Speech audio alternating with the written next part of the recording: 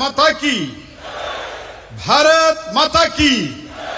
ಸನ್ಮಾನ್ಯ ನರೇಂದ್ರ ಮೋದಿ ಅವರಿಗೆ, ಸನ್ಮಾನ್ಯ ನಿತಿನ್ ಗಡ್ಕರಿ ಅವರಿಗೆ, ಸನ್ಮಾನ್ಯ ಯಡಿಯೂರಪ್ಪನವರಿಗೆ ಭಾರತ್ ಮಾತಾ ಕಿ. ಇವತ್ತಿನ ಶರಾವತಿ ನದಿಯ ಈ ಬ್ರಿಡ್ಜಿನ, ಅಂಬಲಗೋಡು ಕಳಸವಳ್ಳಿ ಬ್ರಿಡ್ಜಿನ ಉದ್ಘಾಟನೆ ಈ ಸಮಾರಂಭದಲ್ಲಿ ವೇದಿಕೆ ಮೇಲಿರುವಂತಹ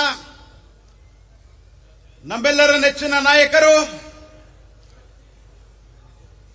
ಭಾರತೀಯ ಜನತಾ ಪಾರ್ಟಿಯ ಹಿಂದಿನ ಅಧ್ಯಕ್ಷರು, ನರೇಂದ್ರ ಮೋದಿ ಅವರ ಮಾರ್ಗದರ್ಶನದಲ್ಲಿ ಈ ದೇಶದಲ್ಲಿ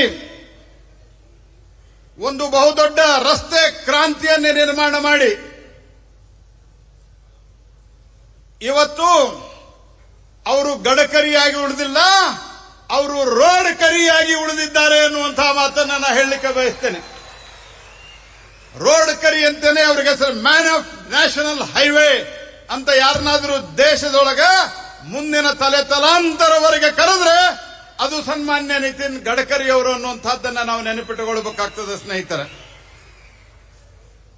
ಹಿರಿಯರಾದಂತಹ BS ಯಡಿಯೂರಪ್ಪನವರೇ ಹಾಗೂ ಇವತ್ತಿನ ಈ ಕಾರ್ಯಕ್ರಮದಲ್ಲಿ ಅತ್ಯಂತ ಉತ್ಸಾಹದಿಂದ ಭಾಗವಹಿಸಿರುವಂತಹ ರಾಜ್ಯದ ಅತ್ಯಂತ ಹಿರಿಯ ರಾಜಕಾರಣಿಯಾದಂತಹ ಶ್ರೀ ಕಾಗೋಡು ತಿಮ್ಮಪ್ಪನವರೇ ಮತ್ತು ಈ ಬ್ರಿಡ್ಜ್ ಆಗುವವರೆಗೆ ಬಹಳ ದೊಡ್ಡ ಪ್ರಮಾಣದಲ್ಲಿ ಫಾಲೋ ಅಪ್ ಮಾಡಿ ಬೆನ್ನತ್ತಿ ಕೆಲಸ ಆಗುವಂತೆ ನೋಡಿಕೊಂಡಿರುವಂತಹ ಶ್ರೀ BY ರಾಘವೇಂದ್ರ ಅವರೇ ಈ ಭಾಗದ ಲೋಕಸಭಾ ಸದಸ್ಯರು. ಒಂದಂತೂ ಹೇಳ್ತೀನಿ, ರಾಘವೇಂದ್ರನಷ್ಟು ಫಾಲೋ ಅಪ್ ಯಾರಾದರೂ ಮಾಡಿದ್ರೆ ಆ ಮಂತ್ರಾಲಯದ ರಾಘವೇಂದ್ರನ ಒಲಿದು ಬಿಡ್ತಾರೆ. ಆ ರೀತಿ ಫಾಲೋ ಅಪ್ ಅನ್ನ ರಾಘವೇಂದ್ರ ಅವರು ಮಾಡ್ತಾರೆ. ಮತ್ತು ಯಡಿಯೂರಪ್ಪನವರಿಗೆ ಹೋಲಿಸಿದ್ರೆ गडकरी साहब ये राघवेंद्र है ना, येडियूरप्पा जी को कंपेयर करते हैं तो बहुत शांत स्वभाव का व्यक्ति है. बहुत ही एकदम कभी भी एकदम शांत रहते हैं. तो ऐसे श्री राघवेंद्र जी राज्यದ ಅಧ್ಯಕ್ಷರಾದಂತಹ ಕ್ರಿಯಾಶೀಲ ಅಧ್ಯಕ್ಷರಾದಂತಹ ಶ್ರೀ BY ವಿಜೇಂದ್ರ ಅವರೇ, ಹಿರಿಯ ಶಾಸಕರಾದಂತಹ ಅರಗದ ಜ್ಞಾನೇಂದ್ರ ಅವರೇ, ಚನ್ನಬಸಪ್ಪನವರೇ, ಗುರುರಾಜ್ ಗಂಟಿಹೊಳಿ ಅವರೇ, ಸಿಮೆಂಟ್ ಮಂಜು ಅವರೇ, ವಿಧಾನ ಪರಿಷತ್ತಿನ ಶಾಸಕರಾದಂತಹ ಧನಂಜಯ ಸರ್ಜಿ ಅವರೇ, DS ಅರುಣ್ ಅವರೇ, ಭಾರತಿ ಶೆಟ್ಟಿ ಅವರೇ, ಎಲ್ಲ ಮಾಜಿ ಲೋಕಸಭಾ ವಿಧಾನಸಭೆ, ವಿಧಾನ ಪರಿಷತ್ತು ಮತ್ತು ಲೋಕಸಭೆ ಸದಸ್ಯರೇ ಹಾಗೂ ಈಗ ಆಗಮಿಸಿರುವಂತಹ ಬ್ರಿಜೇಶ್ ಚೌಟಾ ಅವರೇ, ಮಂಗಳೂರಿನ MP, ಹಾಗೂ ಎಲ್ಲ ಆಗಮಿಸಿರುವಂತಹ ಇಷ್ಟೊಂದು ದೊಡ್ಡ ಸಂಖ್ಯೆಯಲ್ಲಿ ಮಳೆ ಬರ್ತಾ ಇತ್ತು. ನಾವು ಬರೋ ಹೊತ್ತಿಗೆ ಗಡ್ಕರಿ ಅವರು ನನಗೆ ಕೇಳ್ತಾ ಇದ್ರು, ಜನ ಸೇರ್ತಾರೇನಪ್ಪ ಅಂತ ಕೇಳ್ತಾ ಇದ್ರು. ನಾನು ಹೇಳಿದೆ, ನೀವು ಮಾಡಿದಂತಹ ಕಾರ್ಯ ಇಂಥ ಒಂದು ಅದ್ಭುತವಾದಂತಹ ಕಾರ್ಯ ಅದ. ತಾಯಿಯ ಆಶೀರ್ವಾದದ ಜೊತೆಗೆ ಈ ಜನರ ಆಶೀರ್ವಾದವು ನಿಮಗೆ ಸದಾಕಾಲ ಲಭ್ಯವಾಗಲಿದೆ ಅನ್ನುವಂತಹ ಮಾತನ್ನ ನಾನು ಹೇಳಿದೆ. ಸ್ನೇಹಿತರೆ, ಈ ದೇಶದ ಇತಿಹಾಸದೊಳಗ ಒಂದು 25-30 ಸಾವಿರ ಜನ गडकरी साहब 25,000 से 30,000 लोगों के लिए एक छोटा सा सड़क, एक छोटा सा रास्ता, वो तो जब इसके लिए एक बहुत बड़ा ब्रिज बनाना था, आपने इसको नेशनल हाईवे कन्वर्ट करा दिया. इससे मैजिक और क्या हो सकता है. तो नेशनल हाईवे कन्वर्ट करके, क्योंकि अगर ये स्टेट हाईवे है, स्थानीय सड़क है, तो आप इतना बड़ा ब्रिज नहीं बना सकते थे.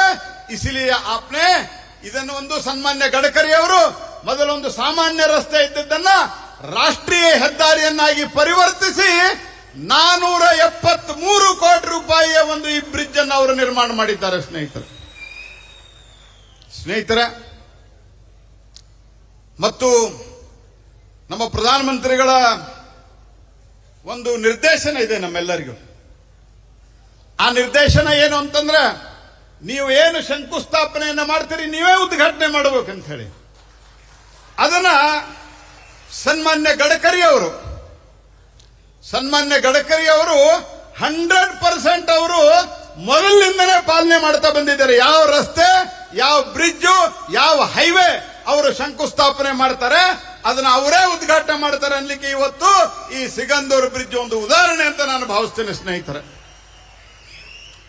ಹಾಗಾಗಿ ಇದು ಬಹಳ ವರ್ಷಗಳ ಕಾಲ 1942ರಲ್ಲಿ ಮೈಸೂರು ಮಹಾರಾಜರ ಹಿರೇಭಾಸ್ಕರ ಆಣೆಕಟ್ಟು ನಿರ್ಮಿಸಿದ ನಂತರ 1964ರಲ್ಲಿ ಇದರ ಎತ್ತರವನ್ನು 1819 ಅಡಿಗೆ ಎತ್ತರಿಸಿದಾಗಿನಿಂದ ಇದರ ಸಮಸ್ಯೆ ಬಹಳ ಜಾಸ್ತಿ ಶುರುವಾಯಿತು. ಹಾಗಾಗಿ ದೊಡ್ಡ ಪ್ರಮಾಣದ ಜಲವಿದ್ಯುತ್ ಇಲ್ಲಿ ಉತ್ಪಾದನೆ ಆಗ್ತಾ ಇದ್ರು. 65% ವಿದ್ಯುತ್ ಜಲವಿದ್ಯುತ್ ಕರ್ನಾಟಕದಲ್ಲೇ ವಿದ್ಯುತ್ ಉತ್ಪಾದನೆ ಆಗ್ತಾ ಇದ್ರು ಸಹಿತ ಇಲ್ಲಿಂದ ಜನರಿಗೆ ಹೋಗುವುದು ತೊಂದರೆ ಆಗ್ತಾ ಇತ್ತು. ಅನೇಕ ಸರ್ತಿ 110 kilometre 110 kilometre people use to cover sir. ಇವತ್ತು ತಮ್ಮ ಆಶೀರ್ವಾದದಿಂದ 30-40 ಕಿಲೋಮೀಟರ್ ಮ್ಯಾಕ್ಸಿಮಮ್ ದೂರ ಆಗ್ತದೆ. ಎಲ್ಲವೂ ಸೇರಿ ಎಂತದ್ದೇ ದೂರದ ಹಳ್ಳಿಗಿರಲಿ and it will cover just in half an hour sir. People are really indebted to you. ಜೋರಾಗಿ ನಾನು ತಮಗೆ ವಿನಂತಿ ಮಾಡ್ತೇನೆ, ಸನ್ಮಾನ್ಯ ಗಡ್ಕರಿ ಅವರಿಗೆ ಜೋರಾಗಿ ಎದ್ದು ನಿಂತು ಒಂದು ಸರ್ತೆ ಚಪ್ಪಾಳೆಯನ್ನು ತಟ್ಟಬೇಕು ನೀವು ಅನ್ನುವಂತಹ ವಿನಂತಿಯನ್ನು ಮಾಡ್ತೇನೆ. ಸ್ಟ್ಯಾಂಡಿಂಗ್ ಓವೇಷನ್, ಜೋರಾದ ಚಪ್ಪಾಳೆ.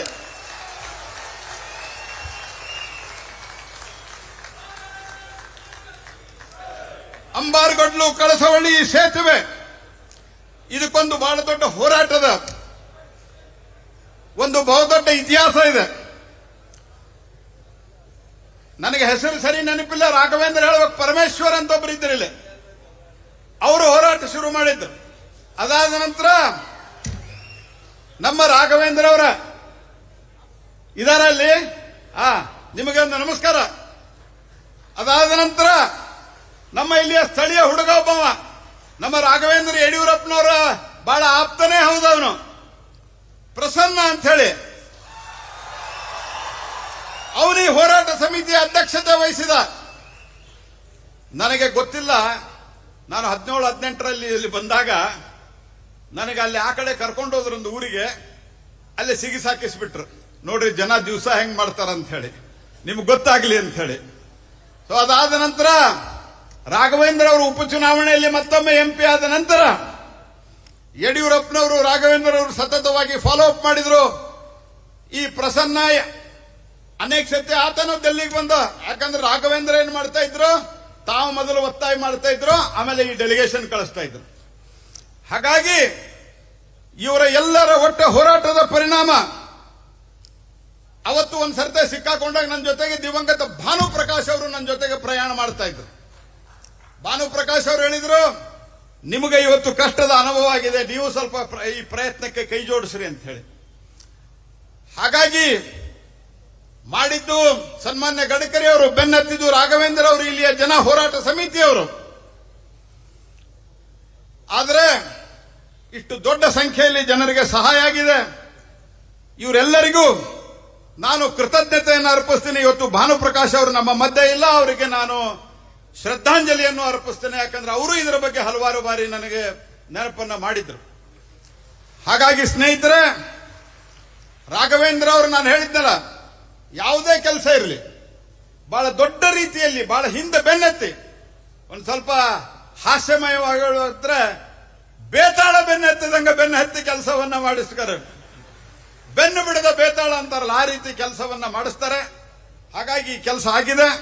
ಅವರಿಗೆ ನಾನು ಅಭಿನಂದನೆಯನ್ನು ಸಲ್ಲಿಸ್ತೀನಿ. ಮೊದಲು SFCಯಲ್ಲಿ ರಿಜೆಕ್ಟ್ ಆಗಿತ್ತದು, ಕೇವಲ ಇಷ್ಟು ಕಮ್ಮಿ ಜನಸಂಖ್ಯೆಗೆ ಯಾಕೆ ಮಾಡುದು ಅಂತ ಹೇಳಿದ್ರು. ಆದ್ರೆ ಗಡ್ಕರಿ ಅವರು ಎಲ್ಲ ಆಫೀಸರ್ಗಳನ್ನು, ಬ್ಯೂರೋಕ್ರಾಟಿಕ್ ಎಲ್ಲ ನಿರ್ಣಯಗಳನ್ನ ಓವರ್ಟೇಕ್ ಮಾಡಿ ಅವರು ಈ ಬ್ರಿಡ್ಜ್ಗೆ ಅಪ್ರೂವಲ್ ಅನ್ನ ಕೊಟ್ಟು ಶಂಕುಸ್ಥಾಪನೆಯನ್ನ ಮಾಡಿ ಇವತ್ತು ಉದ್ಘಾಟನೆಯನ್ನ ಮಾಡ್ತಾ ಇದ್ದಾರೆ.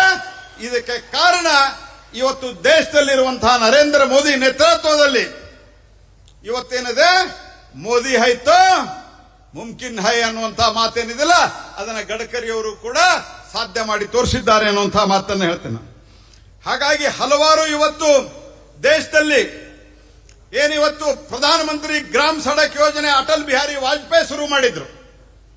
ಈ ಅಟಲ್ ಬಿಹಾರಿ ವಾಜಪೇಯಿ ಅವರಿಗೆ ಈ ಪ್ರಧಾನಮಂತ್ರಿ ಗ್ರಾಮ್ ಸಡಕ್ ಯೋಜನೆಯ ಸಂಪೂರ್ಣ ಚಿತ್ರವನ್ನು ಡಿಸೈನ್ ಅನ್ನು ಕೊಟ್ಟಂತವರು ಸನ್ಮಾನ್ಯ ಗಡ್ಕರಿ ಅವರು ಅನ್ನುವಂಥದ್ದನ್ನು ನಾವು ಮರಿಬಾರದು. ದೇಶದ ಹಳ್ಳಿಗಳಿಗೆ ರಾಜ್ಯ ಸರ್ಕಾರಗಳ ಮೇಲೆ ಬಿಡಬಾರದು. ದೇಶದ ಹಳ್ಳಿಗಳ ರಸ್ತೆ ಸುಧಾರಣೆ ಆಗಬೇಕು. ದೇಶದಲ್ಲಿ ವಿದ್ಯುತ್ ಉತ್ಪಾದನೆ ಸರಿಯಾಗಿ ಹಳ್ಳಿಗಳಿಗೆ ವಿದ್ಯುತ್ ಕೊಡಬೇಕು.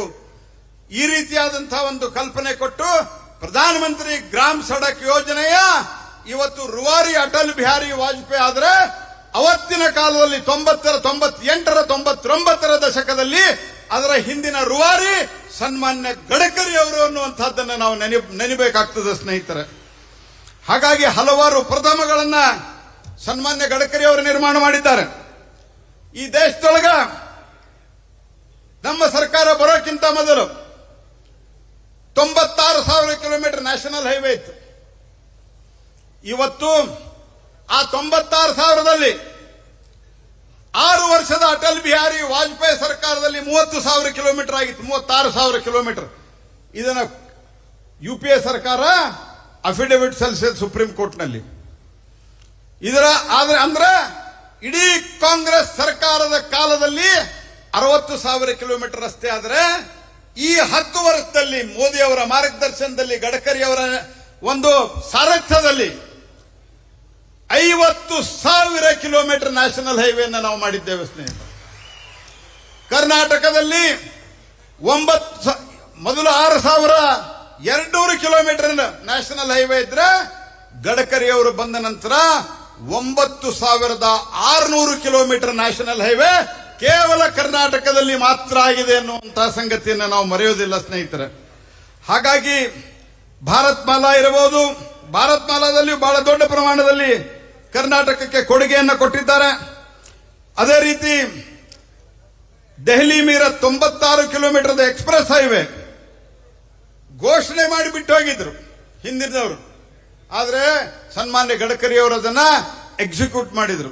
ಈ ರೀತಿ ಹಲವಾರು ಸಂಗತಿಗಳನ್ನ ಅವರು ಮಾಡಿ ಇವತ್ತು ದೇಶದಲ್ಲಿ ಪೋರ್ಟ್ನಿಂದ ಹೈವೇಗೆ, ಹೈವೇದಿಂದ ಏರ್ಪೋರ್ಟ್ಗೆ, ಏರ್ಪೋರ್ಟ್ನಿಂದ ರೈಲಿಗೆ ಈ ರೀತಿ ಒಂದು ಸಂಚಾರ ಕ್ರಾಂತಿಯನ್ನ ಮಾಡ್ತಾ ಇರುವಂತಹವರು ಸನ್ಮಾನ್ಯ ಗಡ್ಕರಿ ಅವರು. ಬಹಳ ದೊಡ್ಡ ಪ್ರಮಾಣದಲ್ಲಿ ಇವತ್ತು ಎಲ್ಲ ಇನ್ಫ್ರಾಸ್ಟ್ರಕ್ಚರ್ದಲ್ಲಿ ಇವತ್ತು ಅದು ರೈಲ್ವೆ ಇರಬಹುದು. ಮೊದಲು ರೈಲ್ವೆ ಒಂದು ದಿವಸಕ್ಕೆ 2 ಕಿಲೋಮೀಟರ್ ಆಗ್ತಾ ಇತ್ತು, ಇವತ್ತು 12 ಕಿಲೋಮೀಟರ್ ಆಗ್ತಾ ಇದೆ. ಮೊದಲು ಹೈವೇ 7-8 ಕಿಲೋಮೀಟರ್ ಆಗ್ತಾ ಇತ್ತು, ಇವತ್ತು 34 ಕಿಲೋಮೀಟರ್ ನಾವನ್ನ ಮಾಡುವಂತ ಒಂದು ತೀರ್ಮಾನವನ್ನ ಕೈಕೊಂಡು ಆ ರೀತಿ ಶುರುವಾಗಿದೆ. ಒಂದು ಗುರಿಯನ್ನೇ ಸನ್ಮಾನ್ಯ ಪ್ರಧಾನಮಂತ್ರಿಗಳು ಕೊಟ್ಟಿದ್ದಾರೆ. 2047ಕ್ಕೆ 100 ಕಿಲೋಮೀಟರ್ ಪರ್ ಡೇ ರಸ್ತೆ ಮಾಡುವಂತಹ ಗುರಿಯನ್ನು ಕೊಟ್ಟು ಅದಕ್ಕೆ 100 ಲಕ್ಷ ಕೋಟಿ ರೂಪಾಯಿಯನ್ನ ಸನ್ಮಾನ್ಯ ಗಡ್ಕರಿ ಅವರ ನೇತೃತ್ವದಲ್ಲಿ ನಾವು ವ್ಯಯಿಸ್ತಾ ಇದ್ದೇವೆ. ಹಾಗಾಗಿ ಇನ್ನೂ ಅನೇಕ ಯೋಜನೆಗಳು ಬರಲಿದ್ದಾವೆ. ಭಾರತ ವಿಕಸಿತ ಭಾರತ ಆಗಲಿದೆ. ಭಾರತ 3ನೇ ಅತಿ ದೊಡ್ಡ ಅರ್ಥವ್ಯವಸ್ಥೆ ಆಗಲಿದೆ ಮೋದಿ ಅವರ ನೇತೃತ್ವದಲ್ಲಿ ಅನ್ನುವಂತಹ ಮಾತನ್ನು ಹೇಳ್ತಾ ತಮ್ಮೆಲ್ಲರಿಗೂ ಈ ಚೌಡೇಶ್ವರಿ, ಮಾತಾ ಚೌಡೇಶ್ವರಿ ತಮಗೆ, ನಮಗೆ ಮತ್ತು ಸನ್ಮಾನ್ಯ ಗಡ್ಕರಿ ಅವರಿಗೆ ಆಶೀರ್ವಾದ ಮಾಡಲಿ ಅಂತ ಕೇಳಿಕೊಂಡು, गडकरी साहब मैं आपसे निवेदन करता हूं, मैं एक निवेदन करता हूं साहब, इस ब्रिज का नाम माता चौड़ेश्वरी ब्रिज ऐसे रखना, ये मेरा आपको निवेदन है, क्योंकि राघवेंद्र जी भी डिमांड किया था, तो इसलिए आप इसको अनाउंस करना। ये मेरे इस विश्वास के साथ मैं आपको फिर एक बार धन्यवाद अर्पित करता हूं और राघवेंद्र और येडियुरप्पा जी को धन्यवाद अर्पित करते हुए सभी जो बैठे हुए हैं हमारे ಜನಪ್ರತಿನಿಧಿ ಅವರೆಲ್ಲರಿಗೂ ಅಭಿನಂದನೆ ಸಲ್ಲಿಸ್ತಾ ತಮ್ಮೆಲ್ಲರ ಹೋರಾಟಕ್ಕೆ ಸಂದ ಜಯ ಅನ್ನುವಂತಹ ಮಾತನ್ನು ಹೇಳ್ತಾ ತಾಯಿ ಚೌಡೇಶ್ವರಿಗೆ ನಮಿಸಿ ನನ್ನ ಮಾತನ್ನು ಮುಕ್ತಾಯಗೊಳಿಸ್ತೇನೆ. ನಮಸ್ಕಾರ. ನಮ್ಮೆಲ್ಲರ ಹಿರಿಯ ಮುತ್ಸದ್ದಿಗಳು ಈ ಸೇತುವೆ ಆಗ್ಲೇಬೇಕು ಅಂತೇಳಿ ಕನಸನ್ನ ಕಟ್ಟಿಕೊಂಡು ಅದರ ಕಾರ್ಯರೂಪಕ್ಕೆ ತರಲಿಕ್ಕೆ ರಾಜ್ಯ ಸರ್ಕಾರದ